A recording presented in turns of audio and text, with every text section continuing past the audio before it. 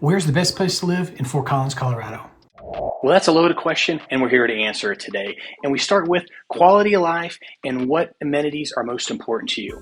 Hi, I'm Kevin Shoemaker with eXp Realty. And if you're new to the channel, we're here to bring you everything about Fort Collins. Whether you're currently living in Fort Collins or you're considering moving to Fort Collins, we're here to bring you everything you need to know about this wonderful place. Everything about Fort Collins, as well as all the surrounding communities here in Northern Colorado. Not only about the quality of lifestyle, but also we're going to give you behind the scenes look at many of the different new construction opportunities, the benefits, the rebates, and incentives currently out there, as well as some of the other existing and resale homes that are out there. So let's jump into the best places to live here in Fort Collins.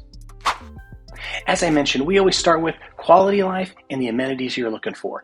We've broke down the 4 quadrants of Fort Collins. So you could live in one part of the area and love the outdoor activities, but it's extremely inconvenient to get to work or other different places that you're looking at. Or you could be living in one area and say, this is so convenient for schools, so convenient for work, but I'm really too far away from some of the other amenities that I'm looking for. So again, today, let's break down the 4 primary quadrants of Fort Collins and really find out what's going to be the best one for you and your family. All right, the first quadrant, probably one of the more popular quadrants, is the Northwest Quadrant. When you look at the Northwest Quadrant, one of the most popular things is Old Town. Old Town, obviously, as we've shared in other videos, you have your brick pavered streets, you have all of the restaurants, the great dining, great entertainment district, you have easy access to all of the different breweries. But from there, it also stems to, for those that are really looking for outdoor activities, it's really the back door to the front range and to the mountainous area. So you take 287, it wraps around, and you have a great easy shot up to the Poudre Canyon, where you can go fly fishing. You have some great guides that offer white river rafting, kayaking. You continue to head up, and you can go up to the Mishawaka, where they have great outdoor entertainment through the summer and everything with wildlife and the best things about Colorado. Reeling back in, you also have, as you come back into town, you have all of the great mature neighborhoods as you take a stroll down Mountain Avenue and you see the tree-lined streets and all of the old cottages that have been refurbished. And as you continue to go, you go into other older areas, have again exude all of the maturity and just that old town living next to City Park, where there's walking trails around City Park. You have from the little fishing derbies, they have the large park, the pickleball, the tennis. So again, really sort of for the outdoor enthusiast, you have easy access to all of that. Your short bike ride or even a walk to get up to a Horsetooth Reservoir in Lowry Park as well. So again, really a very desirable area for those that want easy access to Old Town, easy access to the outdoors, walking trails. Again, you're right in that Poudre River corridor, easy access to the Poudre River Trail, again for bike riding, for easy access hiking, as well as walking and so forth. So with many pros of the Old Town in that Northwest Quadrant, let's talk about some of the cons of living in that area. One of the cons is traffic. So if you're looking to get across town and get to the I-25 corridor or even to the east side where some of the larger employers and employment district is, your commute to get to that area, depending on time of day and traffic, could be anywhere from 20 to 30 minutes. The other wild card is trains. Numerous times through the day, you're going to have trains coming through town. And if you hit one of those trains, not necessarily hit, but if you can stop by one of those trains, that could give you a delay of 10 minutes to as much as 20 minutes. So again, that's really the wild card. Another thing, if you're living in Old Town, let's say you're in one of the condo areas and so forth, you have the noise of the trains as well as the horns and stuff going through. So again, if that's an area you're looking for, that's something that we definitely want to dive into a little bit and get you a little bit more information. Other things is sometimes those older, mature neighborhoods, they've been established and they've been there for a long time. Sometimes they lack some of the amenities that that families are looking looking for, and they don't necessarily have some of the amenities that a master plan community has. So sometimes that's not as necessarily as attractive for those that are looking for a lot of kids and children and stuff and so forth in those areas also. Another thing is proximity to CSU. For many, it's a great asset. It's a great thing, except for game days. Game days, tons of traffic, and also you have a little bit of overflow of student housing that sometimes comes over into that Old Town area as far as people wanting to, as far as college rentals and so forth. So again, it's just something to have an awareness of that environment. Again, for many, that's just part of living in the Old Town area and in that Old Town Northwest quadrant of having the maturity and the easy access to all of those other amenities that are really important to them. One other thing is going to be healthcare. For many seniors, they want to have that easy access, maybe that 5-10 minute drive. You're going to be just a little bit further ways to some of the healthcare, some of the doctor's offices, as well as Poudre Valley Hospital and so forth. So it's just different things to take into consideration.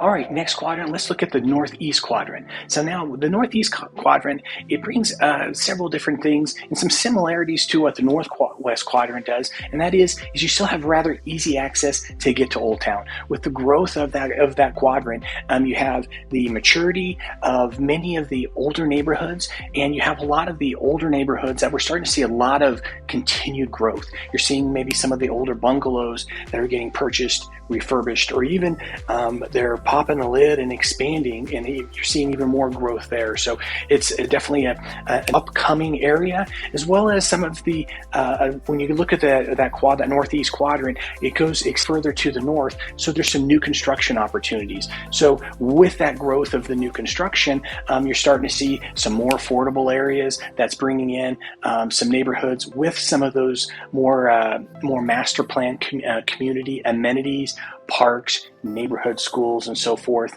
Also, you're seeing condos, townhomes. So you're also seeing a flare of that maintenance-free living, but again, still somewhat easy access to get to Old Town.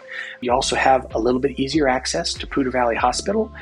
You also have some easier access to get to some of the larger employers as well, and sort of that employer zone where you have Mulberry and Timberline. That's going to give you sort of a quicker, easier dart to get to some of those areas. Also, easy access to I-25. So for those that need easy access there and commute up and down the Front Range, whether it's going anywhere down into the Longmont or even into the Denver area, or maybe that you're someone that needs easy access to the airport. You have also, you're probably about an hour away to get to Denver International Airport as well. All right, so let's talk about the cons of the Northeast quadrant. Now, with obviously many benefits, one of the things with some of the new construction and the growth in that area is they don't have as much connectivity to some of the trails and the biking paths. Obviously, you can take some of the city streets and so forth to get to them, but it's just not as convenient. The other thing is you are close to Old Town, and so you have easy access to Old Town. Many take advantage of the walking and the biking to get to Old Town, but also remember those that get there also have to come back home. So in those later hours, sometimes you're also going to hear a little bit of that noise as well in the later hours. So just have an awareness of that. Depending on where you live, also there's a train switch yard. That train switch yard, depending on traffic and so forth, can anywhere bottleneck up a couple of the side streets, anywhere from 20-30 minutes to an hour and a half. Again, more of an awareness, because there's plenty of opportunities and ways to get around that. You just have to know where to go and what your options are.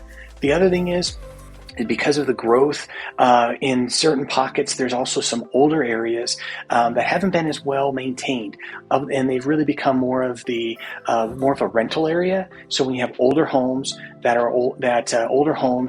become rentals, they become a little bit less desirable. They tend to have lower rents, which tend to sometimes attract those that have necessarily not as higher of quality life standards, and so sometimes there can be a little bit of riprap and so forth in there too. So just again, an awareness of where those pockets and those areas are as well. So, but again, a great area to be, a lot of great neighborhoods, a lot of up and coming areas also, not only new construction, but also areas that are going to still give you that walking and easy access to Old Town. All right, now let's talk about the Southwest quadrant. So again, a lot of maturity. You're going to have a pretty diverse neighborhoods as far as size. You're going to have some of the older homes that are built in the 70s, 80s, and then even some into the 90s. Again, that gives you sort of more of your traditional style homes, all the way up to some of them that are going to have more of your newer amenities also. Also, you're going to have less student housing. The further you get away from CSU, again, that's going to start to distance you away from the convenience that many of the college kids are looking for. Also, you're going to see more neighborhood shopping centers. So we're little mom and pop stores, little neighborhood restaurants and brew pubs. You're also going to see easy access to many of the different parks, the trail systems. You have a Horsetooth Reservoir. You can go up to Horsetooth Rock, go up for a great hike. Amazing views up there as well. So a lot of connectivity.